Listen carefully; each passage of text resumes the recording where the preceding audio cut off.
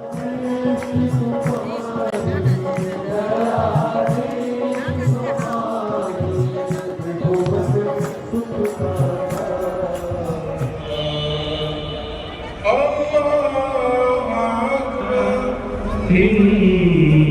رحمة الله قريب.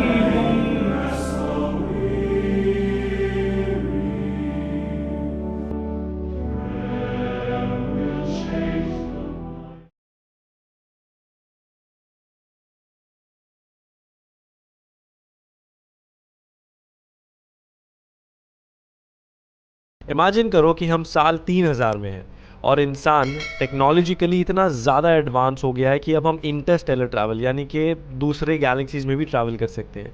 ऐसे ही एक मिशन में हमें एकदम सिमिलर प्लैनेट मिलता है जो कि अर्थ की तरह है। यहाँ का हवा पानी सब कुछ हमारी तरह है। इनफैक्ट यहाँ के जो लोग हैं वो हमारे पूर्वज जैसे स्टोन एज के ज़माने में थे 20-25 लाख साल पहले, आज भी वैसे ही है। ये लोग पत्थर से आग जलाते हैं, जानवर की खाल के कपड़े पहनते हैं और ये आज भी खेती करना नहीं सीख पाए। बस किसी तरह से ये अपने आसपास की दुनिया को समझने की कोशिश कर रहे हैं। अब यहाँ जब हम लैंड करते हैं यानी इंसान, हम कोशिश करते हैं कि हम अपनी टेक्नोलॉजी यूज़ करके इन लोगों को जीने का एक बेटर तरीका सिखा सके। हम कोशिश करते हैं कि इनके बीमार और जो ज़ख्मी लोग हैं उनका इलाज करें, इन्हें खेती करने सिखाएं और अलग अलग मौसम के बारे में इनको जानकारी दें। और तो और हम इन्हें भरोसा और लॉयल्टी जैसे उसूल भी सिखाते हैं। और फाइनली एक दिन हम यहाँ पर अपना मिशन ख़त्म करके निकल पड़ते हैं अर्थ की ओर, इनसे फिर एक बार मिलने का प्रॉमिस करते हुए। अब ज़रा ये सोचो कि हमारे वहाँ से वापस निकलते ही इन लोगों ने हमारे पुतले बना दिए, हमारी पूजा शुरू कर दी और हमारे बारे में कहानियाँ लिखने लगे कि कैसे अपने नुकीले रथ में बैठकर भगवान बादलों से निकल कर आए थे, हमारी मदद की, हमें जीने का सही तरीका सिखाया और एक दिन वापस आने का वादा करते हुए स्वर्ग लोक चले गए। नाउ व्हाट इफ़ ये सब कुछ हमारे साथ ही हुआ था? जिन्हें हम गॉड, भगवान या खुदा कहते हैं, ये सारे यूनिवर्स के किसी दूर के कॉर्नर से लाखों साल पहले आए हुए स्पेस ट्रैवलर्स हो सकते हैं। अगर सुन के मज़ा आया तो लाइक ज़रूर करना एंड अगर चैनल पर नए हो तो सब्सक्राइब ज़रूर करना, क्योंकि आज हम एक ऐसी थियरी के बारे में बात करने वाले हैं जो आपके रिलीजियस बिलीफ को हिला कर रख देगी। एरिक वॉन डैनिगन की best selling book chariots of the God कुछ ऐसा ही सजेस्ट करती है कि हमारे सो कॉल्ड गॉड्स दूर की गैलेक्सी से आए हुए कुछ विजिटर्स थे जो सेंचुरीज आगे थे टेक्नोलॉजीज़ में। अब यार लाखों साल पुराना प्राचीन इंसान जो टेक्नोलॉजी नहीं समझ सकता था, उसने इन स्पेसशिप्स को देवताओं के रथ का नाम दे दिया ना। सुन के थोड़ा अजीब लग रहा है, नहीं शायद हंसी भी आ रही है। इनफैक्ट मुझे भी काफ़ी हंसी आती है जब कोई बोलता है कि इंसान ने उड़ने वाले घोड़े पर बैठकर जन्नत की सैर कर ली या फिर किसी देवता ने सूरज को फल समझकर निकल लिया। It's all pretty funny isn't it? यार कमेंट करके ज़रूर बताना कि have you ever come across a religious text जो सुन के या पढ़ के आपको ऐसा लगा है कि ये मिराक्युलस या मैजिकल से ज़्यादा साइंटिफिक है। अब यार वैसे तो ये बस एक थियरी है, लेकिन इस थियरी में काफ़ी दम है। ऐसा कैसे हो सकता है कि दो अलग अलग रिलीजन जो हज़ारों सालों के डिफरेंस पर ओरिजिनेट हुए हो और हज़ारों किलोमीटर दूर ओरिजिनेट हुए हो, फिर भी इनमें इतनी सारी सिमिलैरिटीज़ है। हार्वर्ड यूनिवर्सिटी की कंपैरेटिव रिलीजन्स की स्टडी से पता चलता है कि एंशिएंट कल्चर्स में काफ़ी ज़्यादा स्ट्राइकिंग सिमिलैरिटीज़ देखने को मिलती है। सबसे टॉप पर आता है दुनिया का one of the oldest sacred text जो कि है ऋग्वेदा, जो मेंशन करता है इंद्रदेव का flying chariot. And similarly Ramayana also mentions Pushpak Vimana जो कि एक फ्लाइंग पैलेस है। थोड़ा इंडिया से दूर जाते हैं मिडिल ईस्ट की तरफ, वहाँ पर बैबिलोनियन लॉ हकाता में भी बहुत ही क्लियरली ये मेंशन है कि flying is a gift from those upon high, यानी कि फ्लाइंग हमारे लिए एक तोहफा है उनकी तरफ से जो ऊपर है।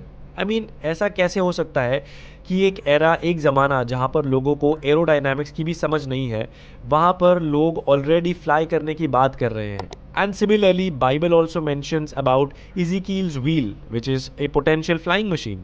और ऐसी ही एक और चीज़ है जो बहुत सारे रिलीजन्स में काफ़ी ज़्यादा कॉमन है, वो है gods coming from the skies.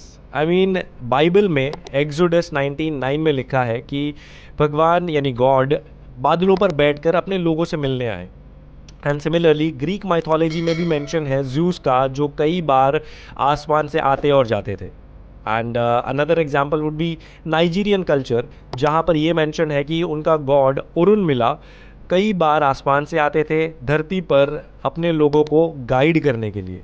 अब ये सब ठीक है, बट मेरा सवाल यहाँ पर ये है कि why does God need to travel up and down? I mean God को किसी एक डायरेक्शन से आने की क्या ज़रूरत है? आफ्टर ऑल वो तो गॉड है, वो तो बस पलक झपकते ही प्रकट हो सकते हैं, राइट? ये एक तरफ से आना और फिर वापस जाना साउंड्स वेरी ह्यूमन, बहुत ही इंसानी चीज़ साउंड करती है। ऐसी और भी सिमिलैरिटीज़ हैं, जैसे गॉड का वापस आने का promise, Jesus will return one day, या फिर कलयुग में कल्कि का जन्म होगा, एक्सेट्रा। अब हमारे पास सारे ही पॉइंट्स डिस्कस करने का बिल्कुल टाइम नहीं है, तो आगे बढ़ते हैं।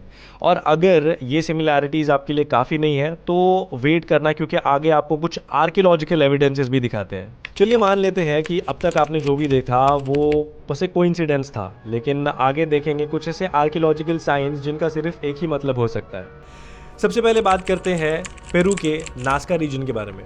पेरू में नास्का प्रोविंस में हमें देखने को मिलेंगे बहुत सारे डिज़ाइंस, कुछ एनिमल डिज़ाइंस, कुछ ज्योमेट्रिक पैटर्न्स, तो कुछ ह्यूमनॉइड फिगर्स। अब इनकी खास बात यह है कि जब आप इनके पास खड़े हो, यानी कि ग्राउंड लेवल पे खड़े हो, तो आपको बस ये कुछ रैंडम लाइंस जैसी नज़र आएंगी, लेकिन जैसे ही आप 4 से 5,000 फुट ऊपर फ्लाई करते हो तब जाके आपको पता चलता है कि these lines form a larger image.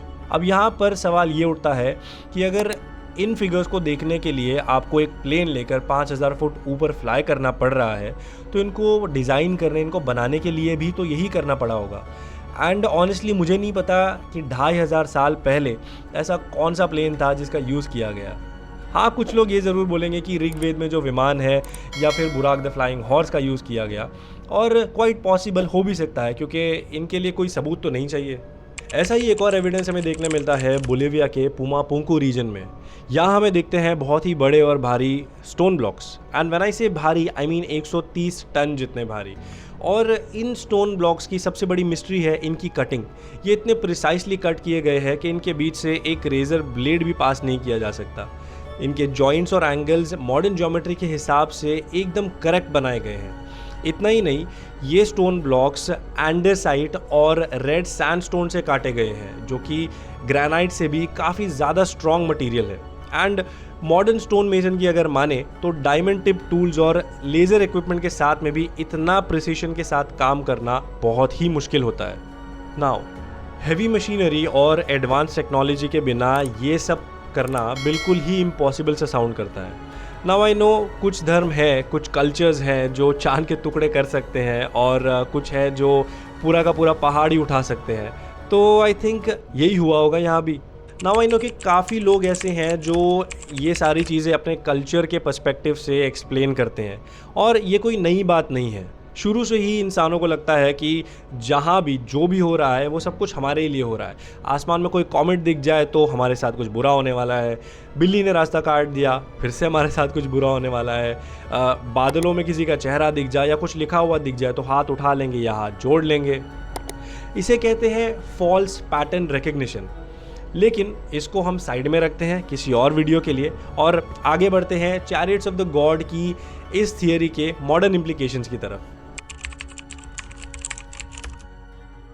Now almost सारे ही रिलीजन्स में ये एक और चीज़ बहुत ही ज़्यादा कॉमन है, लेकिन ये सिर्फ पिछले 100 सालों में ही बहुत ज़्यादा हाईलाइट हुई है। ये आपके सामने 4 अलग अलग धर्म स्थल हैं। मैं अगर पूछूं कि आपको इनमें क्या कॉमन दिख रहा है तो आप क्या बोलोगे? जल्दी से वीडियो को पॉज करके कमेंट में बता दो। अगर कमेंट कर दिया है तो सुनो। सबसे ज़्यादा स्ट्राइकिंग फीचर ये है इनकी बनावट, यानी इनका आर्किटेक्चर। ऐसा कैसे हो सकता है कि धर्म कौन सा है या कहाँ से आया है, सारी ही रिलीजियस साइट्स का शेप एकदम सेम क्यों है? और ऐसा क्यों होता है कि सारे ही धर्मों की माइथोलॉजीज़ में भगवानों, गॉड्स को बादलों पर सवार होकर आते हुए बताया गया है? Well, the answer is this.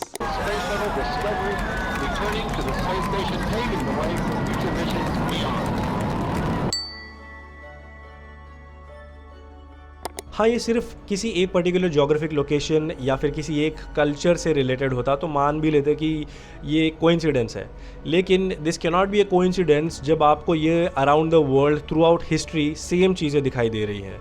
Again ये सिर्फ एक आधा एग्जाम्पल था, ऐसे और भी कई सारी चीज़ें हैं जैसे कि advance knowledge of astronomy and mathematics that proves are today's theory. And मुझे बहुत अच्छे से पता है कि काफ़ी सारे लोग तैयार बैठे हैं ये कमेंट करने के लिए कि कैसे उनके रिलीजियस टेक्स्ट में एडवांस नॉलेज का पहले से ही मेंशन है, जैसे कि Hanuman Chalisa proves the distance between earth and sun and Quran talks about the accurate shape of the earth. But यहाँ पर मेरा सवाल सिर्फ इतना है कि किसी टेक्स्ट में अगर अर्थ का एक्यूरेट शेप लिखा है या अर्थ और सन का डिस्टेंस लिखा है तो ये रिज़ल्ट है, ये कंक्लूजन है। हमें ये जानना है कि ये सेक्रेट टेक्स्ट इन कंक्लूजन तक पहुँचे कैसे। फॉर एग्ज़ाम्पल अगर साइंटिस्ट को इन चीज़ों के बारे में पता करना है तो वो यूज़ कर सकते हैं speed of light and time delay method, parallax, transit of Venus, radar measurement, Kepler's law, etcetera etcetera. और अगर आपको इन कंक्लूजन्स तक पहुंचना है तो आप खुद भी इनमें से कोई भी मेथड इस्तेमाल करके कंक्लूजन तक पहुंच सकते हो and you will get the same result. In methods में आपको किसी साइंटिस्ट की ज़रूरत नहीं है इंटरप्रेट करके आपको समझाने के लिए। ऑन दी अदर हैंड सारे ही रिलीजियस टेक्स्ट में इंटरप्रिटेशन की ज़रूरत पड़ती है। सदियों से कुछ सिलेक्ट लोग, कुछ सिलेक्ट ज़ात के प्रीस्ट या फिर कोई मौलवी, और वो जो भी इंटरप्रेट करेंगे वो आपको बिना सवाल किए मानना ही होगा। नाउ आई नो बहुत सारे लोग इसे कॉन्स्पिरेसी थियरी बोलेंगे एंड आई डोंट माइंड। हो सकता है ये कॉन्स्पिरेसी थियरी है, आफ्टर ऑल हर वो चीज़ जो प्रूव नहीं की जा सकती वो एक कॉन्स्पिरेसी थियरी ही होगी शायद, just like all the religions out there. With that all I want to say is शायद टाइम आ गया है गलत जवाबों को रिजेक्ट करके सही और नए सवाल पूछने का। So if you like the video, अगर वीडियो समझ आया हो तो लाइक ज़रूर करना, सब्सक्राइब ज़रूर करना and do share this video with someone who needs it. Thank you so much for watching, see you in the next one.